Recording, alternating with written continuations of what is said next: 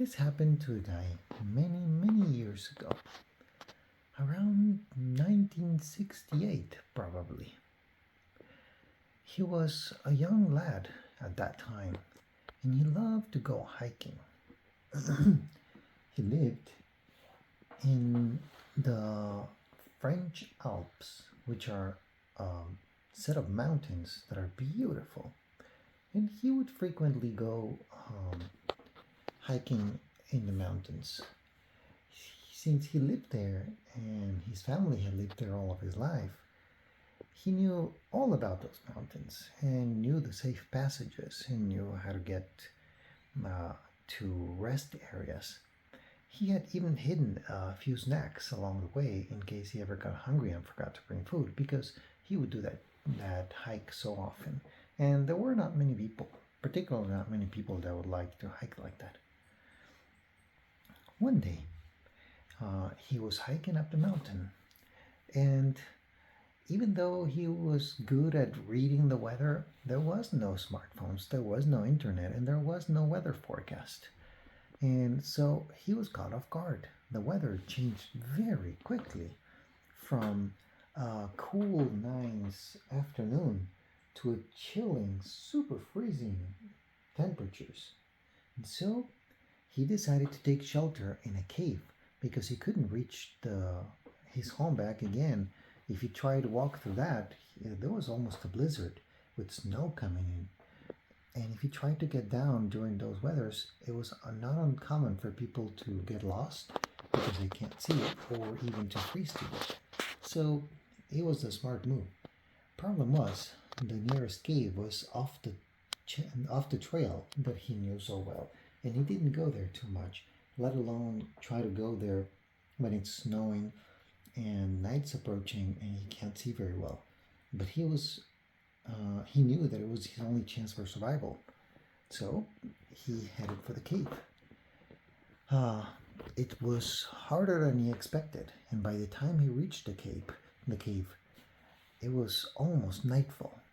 Well, this was not unheard of, and he had been prepared. He always brought some extra food. Plus, he knew where his caches of food were also. They were not in the cave, but it wasn't a big deal to just go out and find something if he had to stay there for more than a day. And so he set himself up to go to sleep, hoping that by the next day the storm would be over and he would be able to go back home. It was right there in the middle of the night when he heard a very unusual sound, like banging, and so he woke up. He was still in the cave, and the entrance was now covered in snow. He wasn't too worried about it. He knew that it was not thick snow. He could dig through it and get out. Plus, the snow provided a protection from the wind, so he didn't disturb the snow. But also, he was in the middle of a mountain. I mean, could it be that there's an earthquake about to happen and maybe the rocks are moving and that's the noise? No, it didn't make sense. I mean, this was a rhythmic noise, like bang, bang, bang, bang, and then sometimes it stopped. So he decided to grab his flashlight and go investigate. And not but a few steps further inside the cave, he found what he never imagined he would see. There was a spaceship there and an alien working on the spaceship. He was frozen. Whoa, he thought. He got closer to the spaceship, and the alien suddenly noticed him and said, "Oh, I didn't know I had company." "Oh, you can talk." "Yeah, of course I can talk," said the alien. "I don't usually talk because in my world we have evolved our consciousness and we can communicate with each other with something that you guys would call telepathy. It's not really telepathy, but it's fine. We can use your vocabulary." "What? You use telepathy? Where do you come from?" "Oh, sorry. Pardon my manners. I have not introduced myself. I am... my name is not easy to pronounce in your sound languages, so let's call myself Sam. And I come from a planet far, far away, and I'm a bit of a trouble because I crashed in your mountain. And so I'm fixing my ship. But not to worry, I'll be out of your hair in no time. So, if you want to give me a hand, could you hold the light out here while I continue to fix my ship?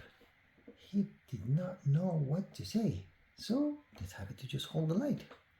So, what's it like in your planet? Well, it's a little bit like yours, except the temperature is hotter because we are closer to our sun. And there's a lot of water, so seeing the sun is rare. Usually we only see clouds on top of our atmosphere. You guys have an amazing sky because your sky, you can see clouds and you can see blue and you can see stars.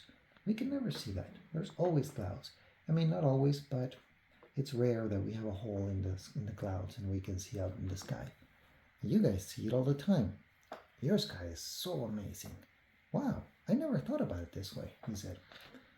And your Earth, it's so beautiful. We have had rivers and oceans come and go in our Earth, in our planet for eons, and that has carved channels in the Earth, and we live inside of those channels now. But there's huge walls. You guys have valleys and mountains. You have the most amazing things. Wait, how do you know all of that? He said. Well, I fly in this thing. Whoa, you fly in your ship? Yeah, if you want to go for a ride, I don't mind taking you. Just one thing, he said. Yeah, sure, what? Uh, it's just that after our ride, I'm going to have to erase your memories of me. Oh, really? How do you do that? Well, I have a machine that reprograms your brain, and it doesn't really erase anything, but it hides it so you cannot tell anybody about me. Oh, but the world needs to know about you. Yes, the world needs to know about me and all of my friends. But not now, said the alien. And why is that? Well, if they knew about me right now, they would know that I fly in a spaceship that doesn't use gasoline or any of this weird old things that you guys use. No explosions. I have a technology that Earth is not ready for. And why do you think we're not ready for that? Well, you're still too aggressive with each other. And if you had this technology, you could visit other planets. And we would have to start probably defending ourselves from you. And it makes no sense. We have a much more advanced civilization. And one of the things that we do is we take care of planets like yours until you guys are ready to meet with us. But I'm ready. Well, yeah, you obviously are, but not most of your planet, said the alien. I see. So what would happen if your technology, got released into our planet? Well, let's say that it's like giving a kid a real gun. There's a chance that nothing will happen, but it's very risky. So it's best to wait until he's older. And that's what we're doing with humanity. When you guys are ready, we'll give that to you. Oh, okay. Well, I promise I won't tell anybody. Yeah, well, I'm sorry, but it's part of our rules. I'm going to have to clean your mind. But that doesn't mean I have to do it right now, so I think my spaceship is ready. You want to go for a ride? Yay! And so they went everywhere. He got to know other countries. He even got to see Earth from space. It was amazing. And then he asked the alien for just one last favor. He said, there's still a snowstorm. Would you be so kind, instead of dropping me off at the cave, dropping me below in the valley so I can walk back home? Sure, no problem. But remember our deal, said the alien. Yes, you'll wipe my memories of you. No problem. And so they both went down after giving a huge joyride everywhere. They gave each other a huge hug. And so the French guy said, all right, I'm ready. And the alien said, all right, goodbye. Poof! And suddenly, the French guy saw that he was in the valley. And he thought, wait a second, didn't I just go to sleep inside of a cave? I did. I definitely went to sleep. In fact, I don't have my gear. It's still in the cave. But what am I doing here? How did I get back here? Oh well, at least I'm alive. And so he went back home. Weeks later, when he had the time and the weather was nice, he went back to the cave to retrieve his things, still wondering how on earth did he get down there. There was no explanation. He must have sleptwalked, but that was impossible. There was a snowstorm. He would have died if he tried to leave the cave. He could never explain it until when he reached the cave. He went to pick up his stuff, his sleeping bag, and all those things he had left there. He saw something that wasn't supposed to be there. He saw a tool kind of like what an alien would use to fix a spaceship. He never knew where that came from, but he knew that it was special. And so he kept it as a reminder of that night when he mysteriously disappeared from the cave and appeared in the valley with no memory of how he got there. And that's the story. The end.